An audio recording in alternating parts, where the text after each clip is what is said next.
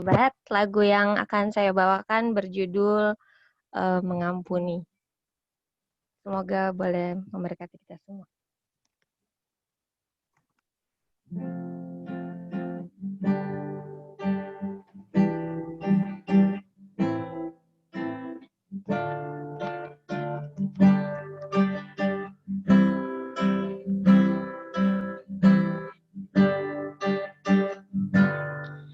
Ketika hatiku telah disakiti, ajarku memberi, hati mengampuni. Ketika hidupku telah dihakimi,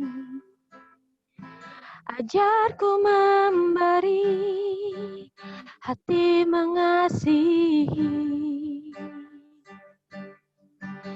Ampuni bila kami tak mampu mengampuni yang bersalah kepada kami, seperti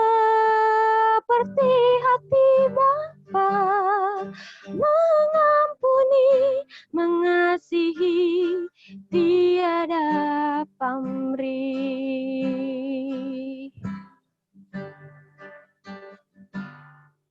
Ketika hatiku telah disakiti,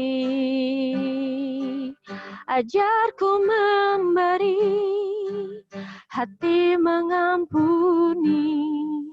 Ketika hidupku telah dihakimi,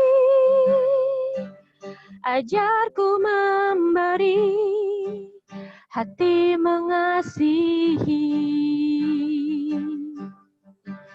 Ampuni bila kami tak mampu mengampuni yang bersalah kepada kami, seperti hati Bapa mengampuni, mengasihi, tiada pamrih. Ampuni bila kami tak mampu mengampuni yang bersalah kepada kami, seperti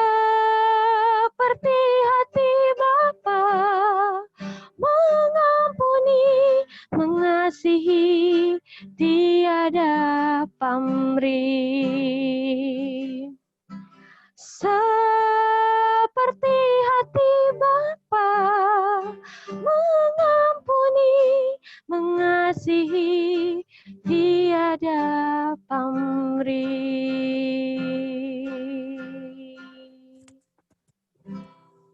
Amin.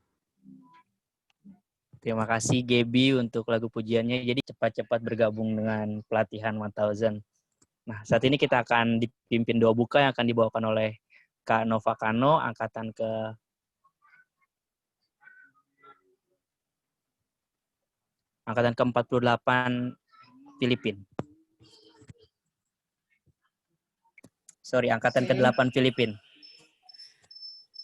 Oke. Mari kita bersatu dalam doa. Tuhan Allah, Bapa kami yang bersatu dalam kerjaan surga, Bapa yang penuh kasih kemurahan, terpujilah nama-Mu besar kasih setia-Mu. Tuhan, tak putus-putusnya kami mengucap syukur oleh karena kebaikan dan kemurahan Tuhan. Saat ini kami boleh bergabung, para senior misionaris, dan mungkin juga orang-orang lain yang mendengarkan kabar pada malam ini. Biarlah roh Tuhan berlipat kali ganda, Engkau berikan kepada kami semua, supaya hati kami boleh diajar, hati kami boleh mengerti, serta melakukan semua kehendak Tuhan. Bapa, terima kasih untuk kesehatan, kekuatan yang masih Kau berikan. Terima kasih menjaga kami dari segala penyakit, khususnya dari wabah COVID yang sedang melanda dunia. Kami percaya kasih Tuhan, tangan Tuhan yang penuh kuasa akan menjaga kami sehingga kami tetap sehat, melaksanakan aktivitas kami, istimewa pelayanan kami kepada Tuhan. Malam ini secara khusus berdoa buat Pastor Joker yang akan membawakan firman Tuhan. Biarlah urapan Roh Kudus berikan kali ganda menjadi bagiannya. Dia boleh berbicara, dia boleh berkata-kata hanya daripadamu. Tuntunan Roh Kudus membuat semua firman yang berkuasa untuk mengubahkan hidup kami lebih dekat dan lebih setia kepadamu. Kami percaya malaikat Tuhan hadir bersama kami sepanjang malam ini. Bahkan Roh Tuhan menjamah hati kami, sehingga kami boleh bertobat dan mempersiapkan hidup kami bagi kedatangan Tuhan yang kedua kali. Terima kasih Tuhan. Tak lupa berdoa buat sahabat-sahabat kami yang mungkin tidak sempat mendengar atau bergabung dalam keadaan sakit, dalam keadaan susah, dalam keadaan lemah. Biar Engkau melawat mereka, dan saat-saat mendatang kami semua boleh bersama untuk memuji dan memuliakan nama-Mu. Terpujilah nama-Mu dari kekal sampai kekal. Inilah doa dan pengharapan kami, dalam nama Yesus kami berdoa dan ucap syukur. Amin. Amin. Terima kasih Kak Nova.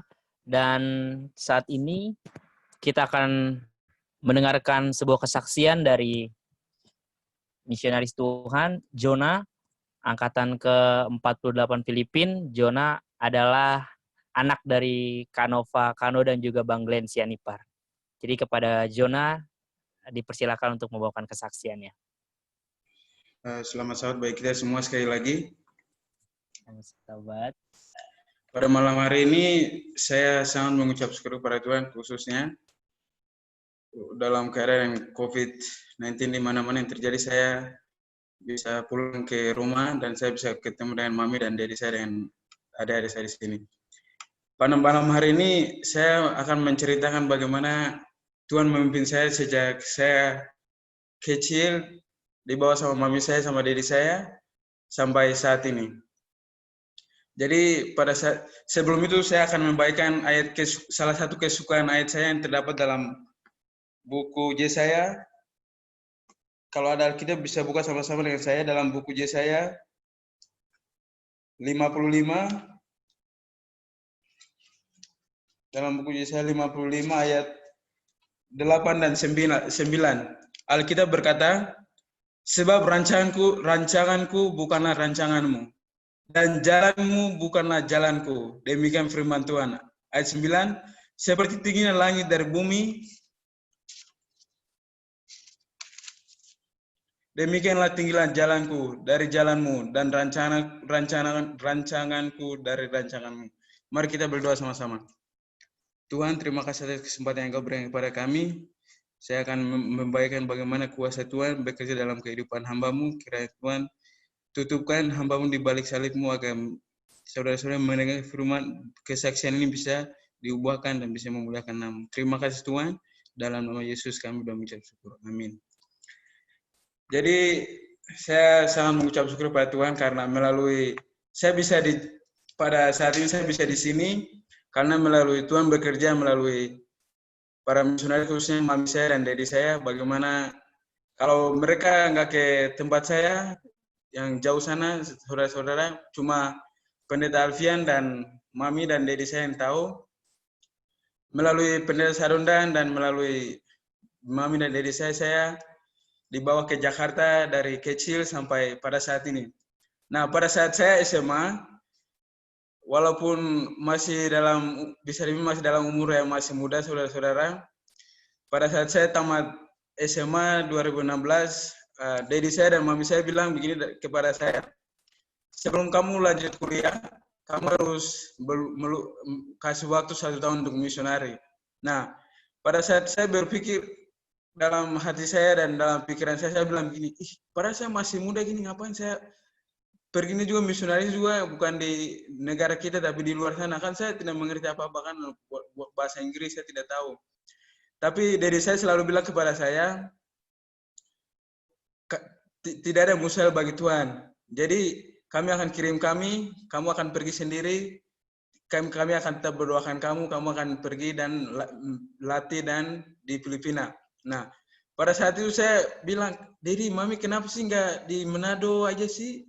Tapi mereka bilang, enggak, ini buat kebaikan kamu juga. Mereka udah pikirkan saya ke depannya, jadi mereka suruh saya ke Filipina untuk training misionari. Nah, pada saat saya sampai sana, ya saudara-saudara, apa yang saya bilang seperti tadi, saya tidak mengerti bahasa Inggris sama sekali waktu itu. Jadi saya sampai sana juga, sampai di bandara saya hampir diusir. Saya cuma berdoa saya sama Tuhan. Saya cerita, saya menangis sama diri saya. Jadi saya mau pulang, nggak tahan sini lagi, nggak bisa bahasa Inggris, nggak bisa ini. Jadi Dedi bisa pulang, kata Dedi saya, no, you cannot go home, you can do it, son, we will support you by prayer. Jadi Dedi saya setiap hari mengingatkan kepada saya, son, pray and read your Bible. Jadi berdoa dan banyak baca Alkitab. Puji Tuhan, akhirnya saya sampai di kampus misionari. Sampai di sana juga saya masih sedih juga karena bahasa Inggris saya masih zero, saya bisa bilang. Jadi saya tiap hari telepon Dedi saya mau pulang, nggak mau sini dilatih di Manado aja. Tapi Dedi dan mami saya selalu bilang, kamu udah di Filipina, berdoa dan baca Alkitab, berserah kepada Tuhan. Berjalannya 2 bulan English training, saudara-saudara, ya walaupun nggak semua yang saya tahu, saya bisa mengerti sedikit-sedikit bahasa Inggris. Dan selesai bahasa Inggris itu, saudara-saudara, kita dikirimkan ke ladang kami masing-masing. Satu pergumulan buat saya sampai di ladang tempat pelayanan saya. Nah, tempat pelayanan saya ini jauh sekali daripada kota. Di sana nggak ada sinyal, nggak ada lampu, ya sama dengan di kampung saya. Sampai sana, ya saya tidak bisa komunikasi, udah HP saya mati kan. Sampai sana karena mereka juga ada bahasa daerah mereka bilang belaan. Jadi saya harus belajar selama 2 bulan agar saya bisa komunikasi dengan mereka, karena mereka nggak mengerti bahasa Tagalog, bahasa Inggris, susah sekali buat mereka. Nah, selama saya di tempat pelayan saya belajar dan saya berserah kepada Tuhan. Karena kalau Tuhan tidak bersama dengan kita tidak bisa buat sesuatu.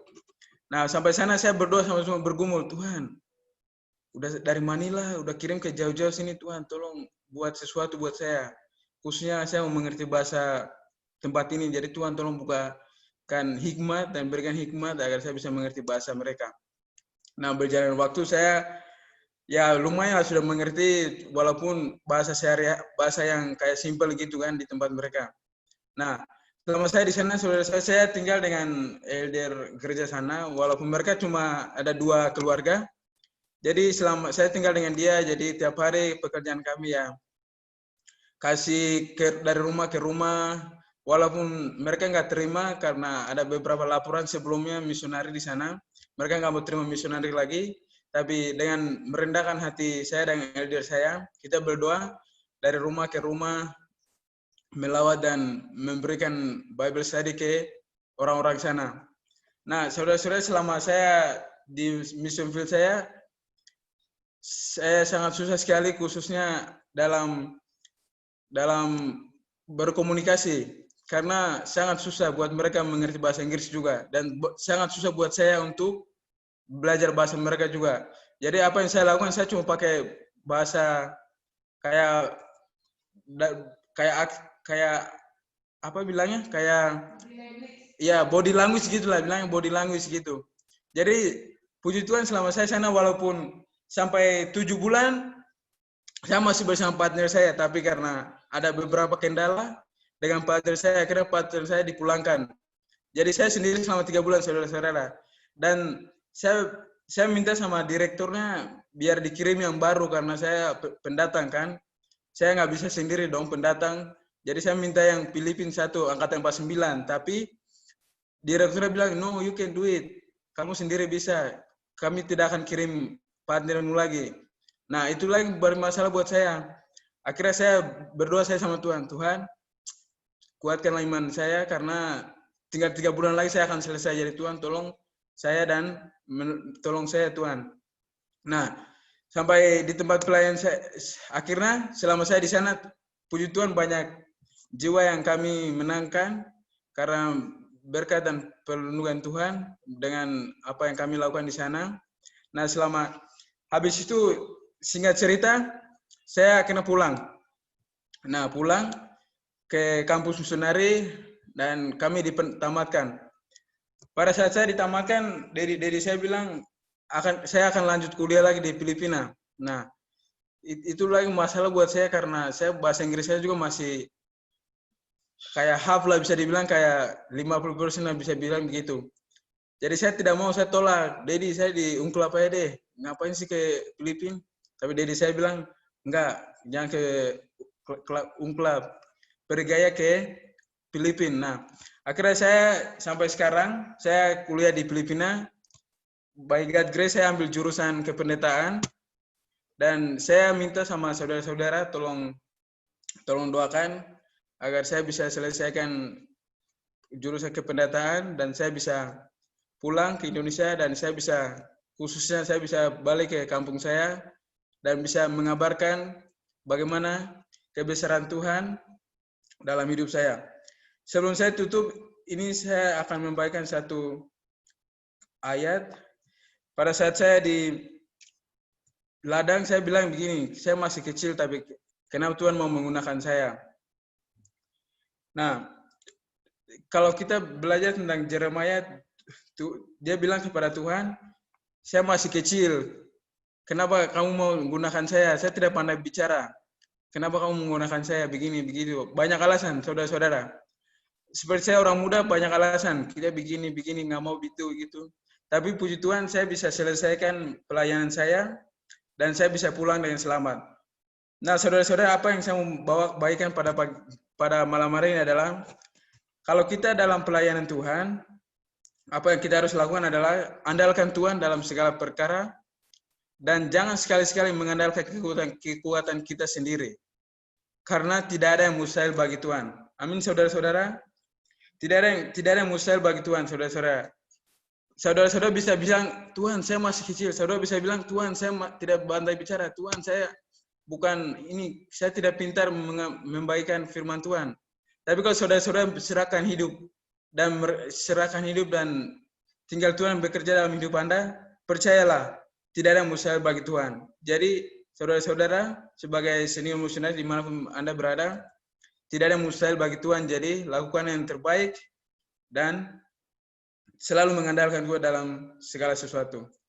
Sekian dan terima kasih. Tuhan memberkati. Amin. Amin. Terima kasih Jona untuk kesaksian yang sudah diberikan. Sangat menguatkan bagaimana Tuhan bisa bekerja di mana saja dan menggunakan siapa saja. Saat ini, sebelum kita mendengarkan firman Tuhan dan akan diperkenalkan pembicara kita malam hari ini oleh Presiden Ronald Monese, kita akan mendengarkan atau menyanyikan dulu lagu tema kita.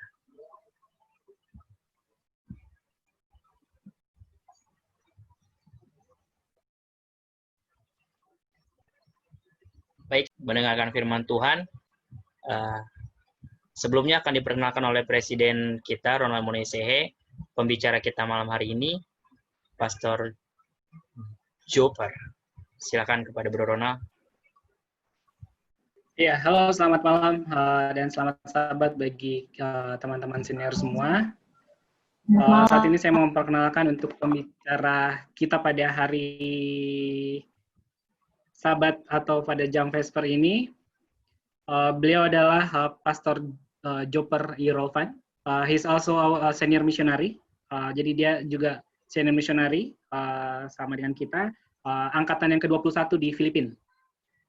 Beliau saat ini melayani sebagai Kepala Departemen Teologia di kampus North Luzon Adventist College, NLAC, tempat di mana Joe Navid tadi, anak dari Bang Len sama Kanova, berkuliah saat ini.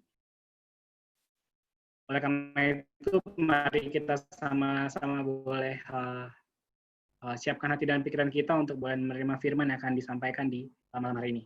Okay, Pastor Joper, you can start the sermon now. I'll already introduce you to our college here. So, thank you. Shalom, shalom. Don't forget the interpreter, Bang Glenn Sianipar. Jadi untuk sahabat-sahabat sini jangan khawatir, kita akan ada translasi bahasa yang akan dibawakan oleh Bang Glenn. So Pastor Joper, you will speak in English, then Bang Glenn will translate in bahasa. Oh really? Cool. Ya. Oke. Silakan Bang Glenn dan Pastor Joper. Yeah. Are you seeing my slide now? Yes. Yes, Pastor. Yes. Yes. So the message tonight is about the duel, the fight, the battle. Jadi pekabaran malam hari ini bicara tentang perkelahian, duel. The story is found in the book of Luke chapter 7, verse 11 all the way to 17. Jadi kisah ini diambil dari buku Lukas pasal yang ke-7, mulai ayat yang ke-11 sampai dengan ayat yang ke-17. Let's go to the story then. But before we go there, Sebelum kita lanjutkan, do you believe that every single creation of God is alive? apakah saudara-saudara percaya bahwa setiap ciptaan Tuhan adalah hidup, makhluk hidup? Everything in the nature, seen and unseen, they are all alive. Everything that God has created. Segala hal yang Tuhan ciptakan di alam semesta ini, di dunia ini adalah hidup, apakah terlihat atau tidak terlihat. In science teaches us that there are two things, the group of organisms, the living thing and the non-living thing. Menurut para ahli, kelompok yang hidup di dunia ini dibagi menjadi dua, kelompok makhluk hidup dan kelompok makhluk tidak hidup. For example, in science, water is a non-living thing. It's a dead thing. Bagi para ilmuwan, air bukan makhluk hidup. But actually, no. If we really think deeper on this truth, water is a living thing. It is alive. Tapi kalau kita sesungguhnya apa yang dikatakan oleh ilmuwan itu salah, karena kalau kita pikirkan dalam-dalam, air sesungguhnya juga adalah hidup. So everything in the nature, everything that is from God is a living thing. It is alive. Jadi segala sesuatu yang berasal dari Tuhan adalah sesuatu yang hidup. How about this? Is this a living thing or a non-living thing? Bagaimana dengan Alkitab ini? Apakah ini hidup atau tidak? Of course. Hebrews chapter 12, it says there that the word of God is living and active. Menurut buku Ibrani, firman Tuhan adalah hidup dan aktif. Yes. So if everything from God is alive, therefore I conclude that Jadi kalau semua yang berasal dari Tuhan adalah hidup, maka dapat saya simpulkan that Sabbath also is a living thing. bahwa Sabat juga adalah sesuatu yang hidup, hari Sabtu. How could I say that it is a living day? Bagaimana saya bisa mengatakan bahwa Sabat adalah sesuatu yang hidup? Well, do you remember the Ten Commandments, right? Apakah teman-teman ingat 10 perintah Tuhan? The Ten Commandments is like a human being. Karena 10 perintah Tuhan sama seperti tubuh manusia. We all know in the Bible that the Ten Commandments is divided into two by Jesus in the New Testament. Kita tahu bahwa 10 firman Tuhan itu dikelompokkan menjadi dua kelompok besar. Itu bisa kita baca di buku di Perjanjian Baru.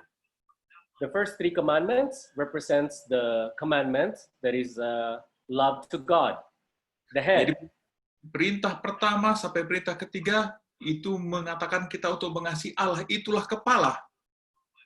And the commandment 5 all the way down to 10 represents the commandment to man or love to man. Dan perintah kelima sampai perintah ke-10 adalah perintah untuk mengasihi sesama manusia. And what about the Sabbath, the fourth commandment? Bagaimana dengan perintah keempat, hari Sabat? Well, it is the what? It is the heart of the Ten Commandments. Jadi perintah keempat adalah jantung atau hati dari 10 perintah Tuhan itu. Therefore, I could conclude that Sabbath is a living day. Berdasarkan ini, saya simpulkan bahwa Sabat adalah sesuatu yang hidup. It is a day that is alive. We praise the Lord that He has given us a living day. Kita puji Tuhan karena Tuhan memberikan hari yang hidup kepada kita. We praise the Lord that our God is a living God. He's not dead. He's not sleeping. He's a God who is alive. Kita bersyukur bahwa Allah kita juga adalah Allah yang hidup. It's a living day. So, let's go to the story. Luke chapter 7, verse 11, all the way to 17. Jadi mari kita lihat Lukas 7 ayat 11 sampai ke 17. Let's go to the story. Let's read by verse.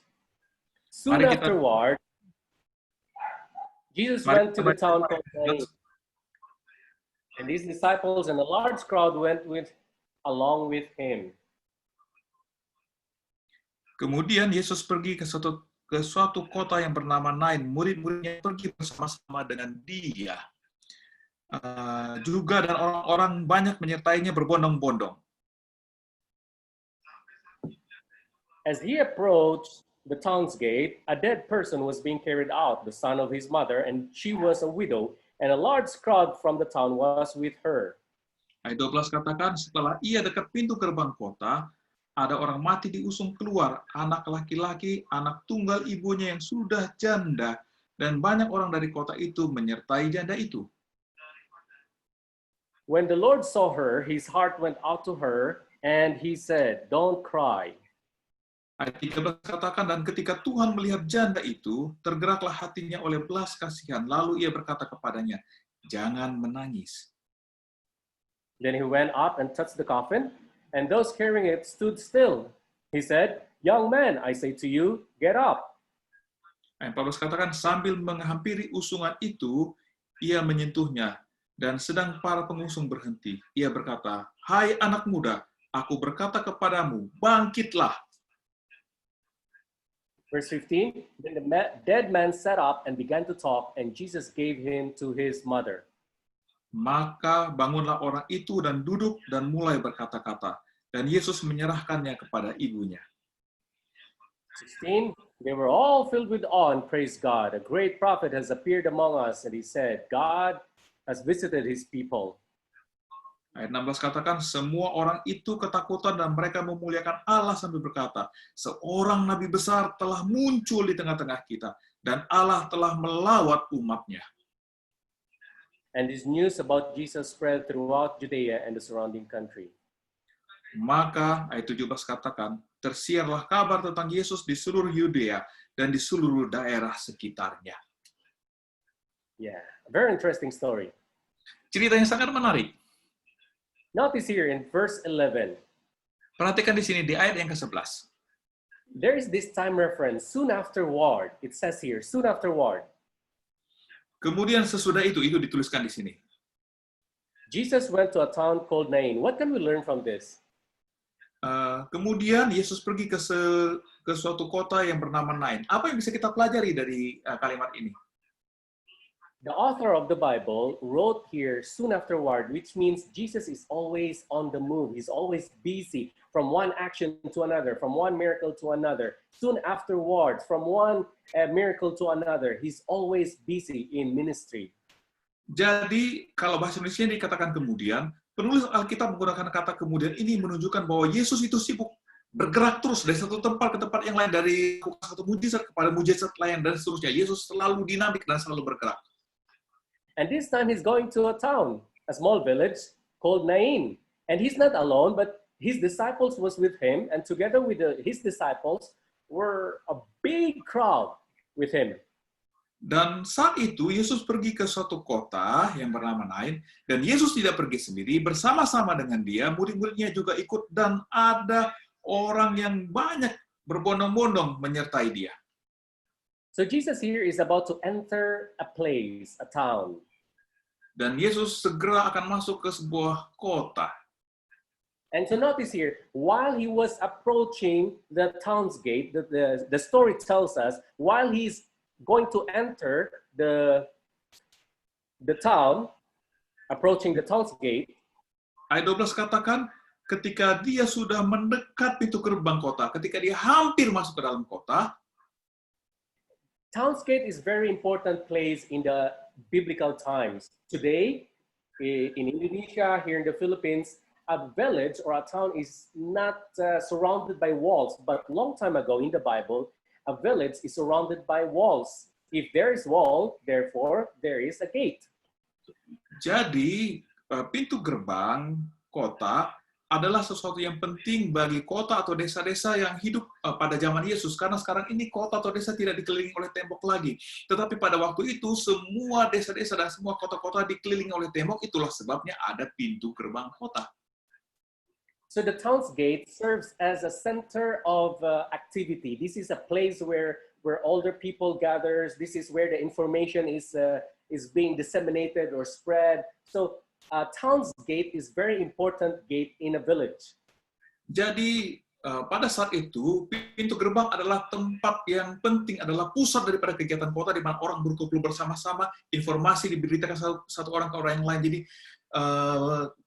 pintu gerbang adalah tempat sentral daripada desa atau kota pada waktu itu. So notice here, Jesus was approaching the town's gate, and here comes another group. Jadi kalau kita baca di sini, ketika Yesus sedang menghampiri pintu gerbang kota, ada satu kelompok orang yang sedang juga keluar dari pintu gerbang. And this group that is coming, the Bible tells us that a dead man, a dead person was being carried out. Jadi kalau kita baca Alkitab, kelompok yang ditemui oleh Yesus adalah satu kelompok orang yang membawa orang yang sudah meninggal yang diusung. And he is the only son of his mother. Dan yang meninggal ini adalah anak satu-satu dari ibunya. So, and also a large crowd from the town was with him. Dan ibunya seorang janda, dan pada saat itu berdasarkan catatan Alkitab, sekelompok besar orang juga sedang keluar dari kota itu menyertai ibu yang berduka ini. So notice the story here. There are two groups. The group of Jesus and the group of another young man. Jadi perhatikan cerita ini, ada satu kelompok besar, kelompok Yesus, dan satu kelompok besar, kelompok dari orang muda yang sudah mati ini. Jesus was with his disciples and many people. The young man was with his mother and many people from the town. Yesus datang bersama murid-muridnya dan banyak orang, dan orang muda yang mati ini menghampiri kelompok Yesus bersama ibu dan sebagian besar orang banyak dari kota tersebut. Jesus is alive, the young man is dead. Yesus hidup dan orang itu sudah mati. So notice here, these two groups are like in a duel, in a battle between life and death, between light and darkness. Jadi perhatikan, kelompok ini seperti sedang mau bertempur, berhadapan satu dengan yang lain. Satu hidup, satu mati. Satu berasal dari terang, dan satu berasal dari kegelapan. And the place is in the center or in the town's gate, where everybody's are present. Dan medan pertempurannya adalah pintu gerbang di mana semua orang-orang dari kota tersebut sedang hadir di pintu gerbang tersebut. You may want to look at the table that I have come up here. Kita bisa lihat tabel yang sudah dibuat di layar ini. Yes. So we have one group is Jesus and the other group is young men. Kita lihat kelompok pertama adalah kelompok Yesus dan kelompok berikutnya adalah kelompok orang muda. Yes. So, and we all know that Jesus, if you are with Jesus, of course you're happy. And the other group, they were not happy. They were mourning. They were sad. Kita tahu kalau kita bersama-sama dengan Yesus, maka kita akan bersuka cita. Dan kelompok yang lain pada saat itu, mereka sedang berduka. Mereka sedang kehilangan orang yang mereka kasihi. So this is what I call the duel, the fight, the battle. Inilah yang saya katakan sebagai duel, sebagai perkelahian, sebagai pertempuran. A very interesting story. Cerita yang sangat menarik. And so, in verse 13, when the Lord saw her, the mother, his heart went out to her and he said, "Don't cry." Dan ketika Yesus, ayat 13 katakan, melihat janda itu, tergeraklah hatinya oleh sebelas kasihan, lalu ia berkata kepadanya, jangan menangis. Notice here, brothers and sisters, that there are hundreds, even thousands of people present at that time. Jadi teman-teman bisa bayangkan saat itu ratusan bahkan ribuan orang sedang berkumpul di tempat itu untuk menyaksikan peristiwa ini sedang terjadi. But look who Jesus was looking at. Look in the story where the eyes of the Lord were. Dan Lukas dan perhatikan ketika banyak orang di situ, di mana mata daripada Tuhan. The eyes of the Lord is on the mother. Mata daripada Yesus tertuju kepada sang ibu, sang janda yang sedang berduka itu. There were many people there. Banyak orang di tempat itu. But the eyes of the Lord is on this humble woman. She is broken and sad. Tapi mata Yesus tertuju kepada seorang wanita sederhana yang Maybe this hancur dan sedih. Maybe this should tell us this evening that the eyes of the Lord are to those who are in pain, suffering, broken, and sad. Dan ini juga mengatakan kepada kita pada malam hari ini, mata Tuhan sedang tertuju kepada orang-orang yang sedang hancur hatinya, yang sedang berduka, yang sedang sedih, yang sedang dalam pergumulan. Brothers and sisters, I have no idea what you are going through right now in your life. Saudara-saudara, saya tidak tahu apa yang sedang saudara hadapi saat ini, But I want to tell you tonight that there is a God. He is a compassionate God, and His eyes are on you. He looks at you with a loving heart. tapi pada malam hari ini saya mau mengatakan bahwa kita mempunyai Allah, Allah yang berbelas kasihan dan matanya tertuju kepada orang-orang yang sedang menderita. And the words of Jesus here to the mother, He said, "Don't cry," is the same word that He wants to tell us this evening. Do not cry. I will help you. Dan kata-kata Yesus kepada janda itu adalah kata-kata yang Yesus ingin juga katakan kepada kita semua pada malam hari ini. Yesus katakan, jangan menangis, jangan menangis. Then in verse 14, then He went up and touched the coffin, and those carrying it stood still. Dan ayat 14 katakan, sambil menghampiri usungan itu, ia menyentuhnya, sedang para pengusungnya berhenti. So notice here, Jesus did not touch the dead person. Jadi kalau kita lihat di sini, Yesus tidak menyentuh orang mati itu, tapi dia menyentuh usungannya. Yes.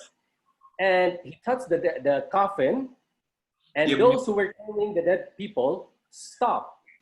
Ketika Yesus menyentuh usungan atau peti jenazah atau apa saja itu namanya, maka para pengusung itu berhenti.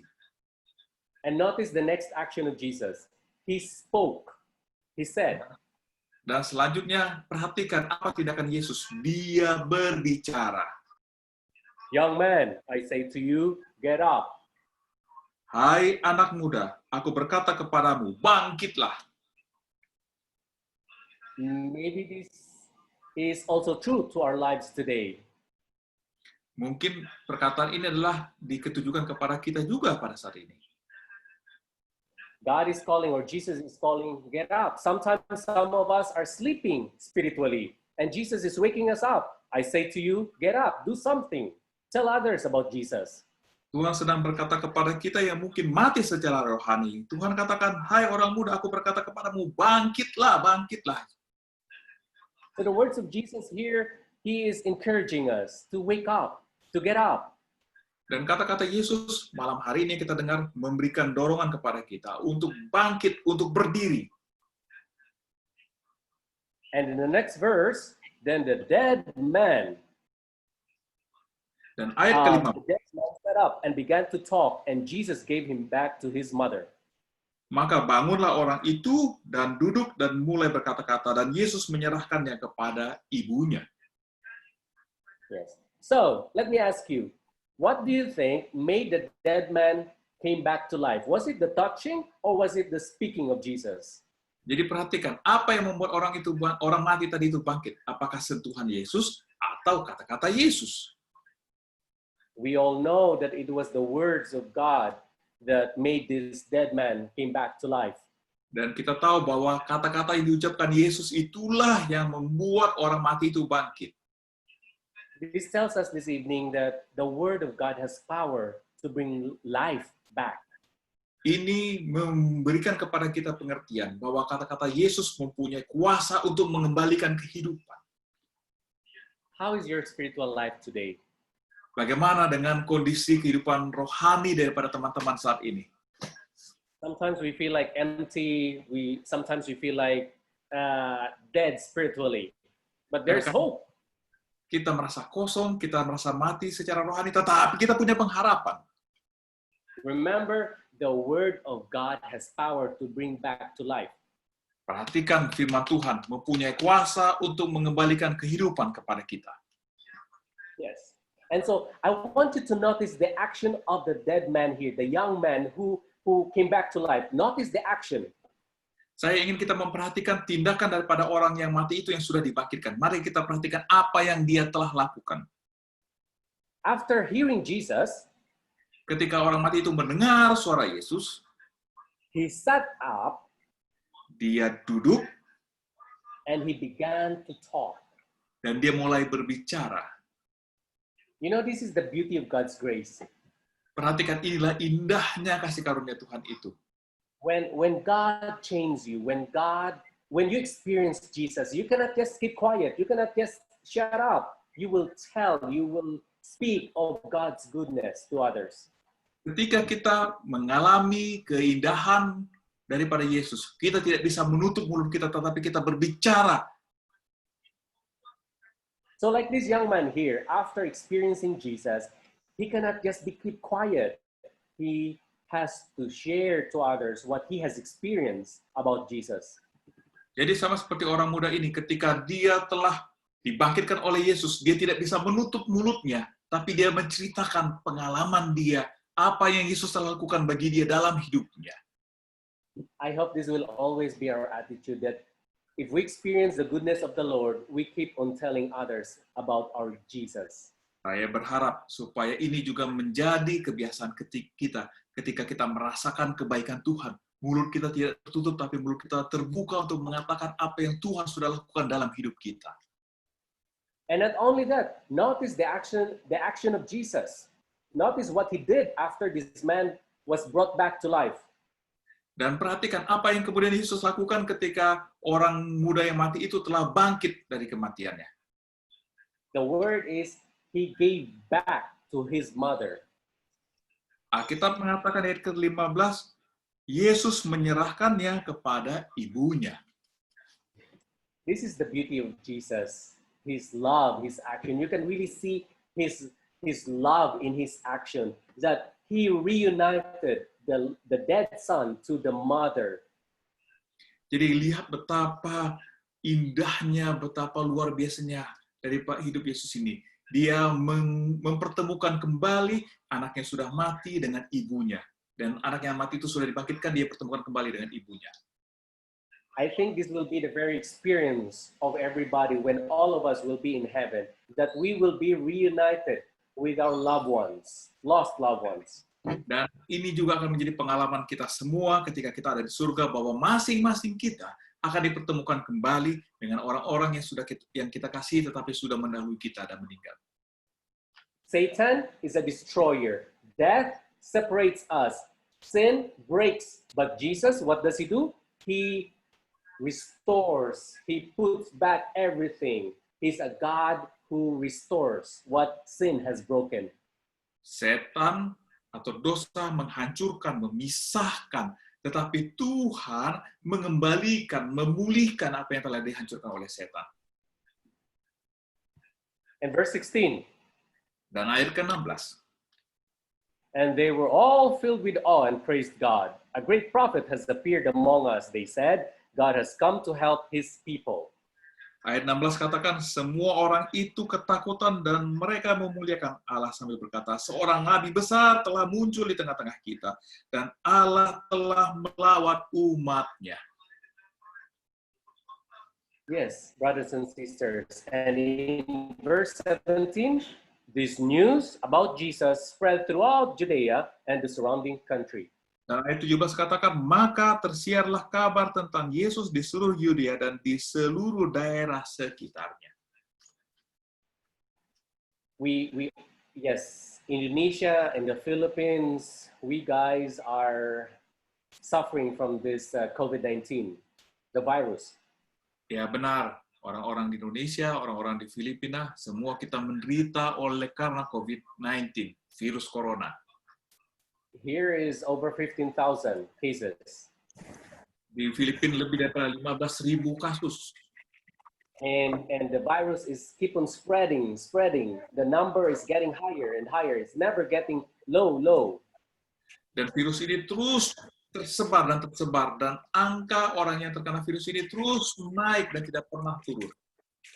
But our encouragement tonight, brothers and sisters, tetapi kabar baiknya kepada kita semua, saudara-saudaraku, it should not be the virus that will spread, but like the story here, it should be the news about Jesus that will spread. Bukanlah virus itu yang memisahkan saya dari Tuhan, And may it be that whatever we have read here, whatever we have heard, we will experience this personally in our lives. The power of Jesus. Dan apa yang kita baca malam hari ini, dari ayat ini, itu akan menjadi pengalaman pribadi kita ketika kita mendengarkan firman Tuhan. And the last point that I'd like to share to us tonight. Dan poin yang terakhir yang ingin bagikan kepada teman-teman. Sudah. Jesus is entering the town, and what is happening with the dead? The dead is going out, which means that if Jesus is about to enter our hearts, we have to let go of sin. We have to let go of the dead stuff in our hearts.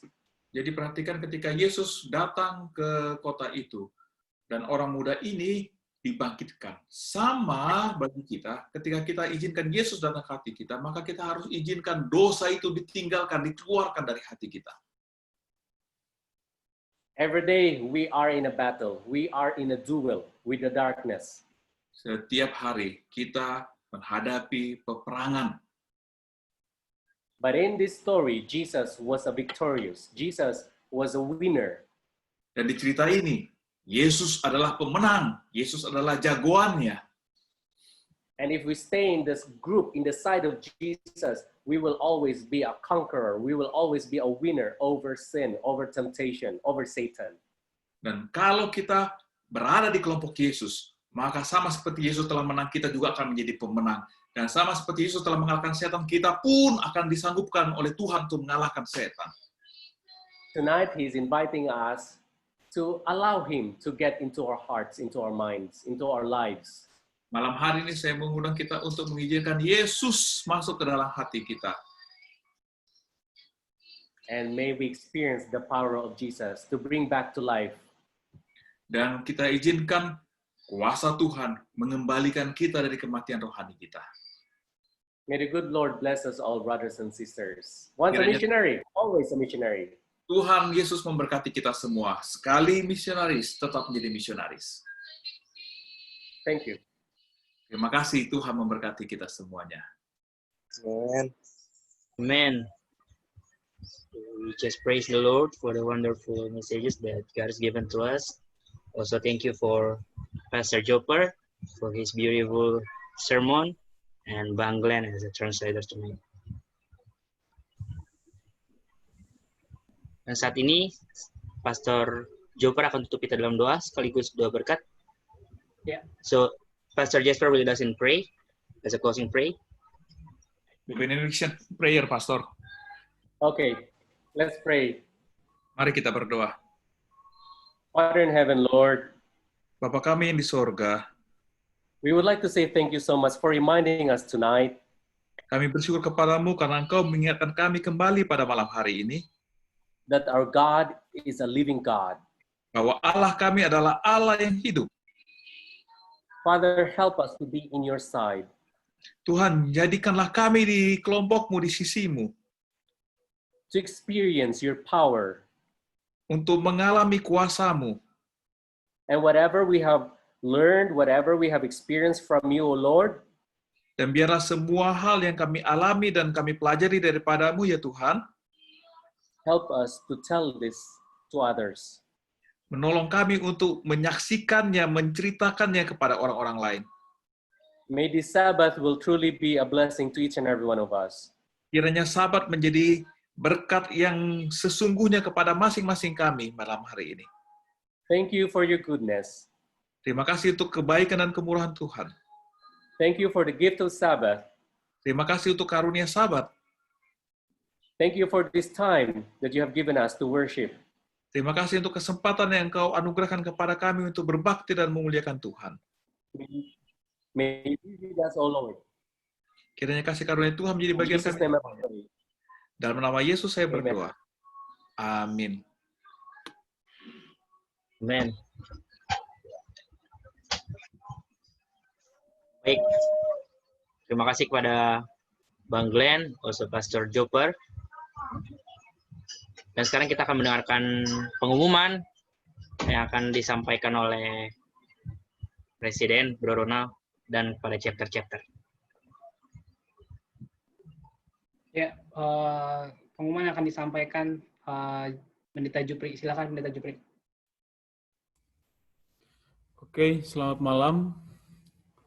Terima kasih untuk firman Tuhan yang telah diberikan dan kesaksian dalam pujian. Informasi dari Kampus Missionary untuk proyek buku lagu Missionary. Terima kasih kepada teman-teman Always Missionary yang telah memasukkan lagu. Sampai sekarang sudah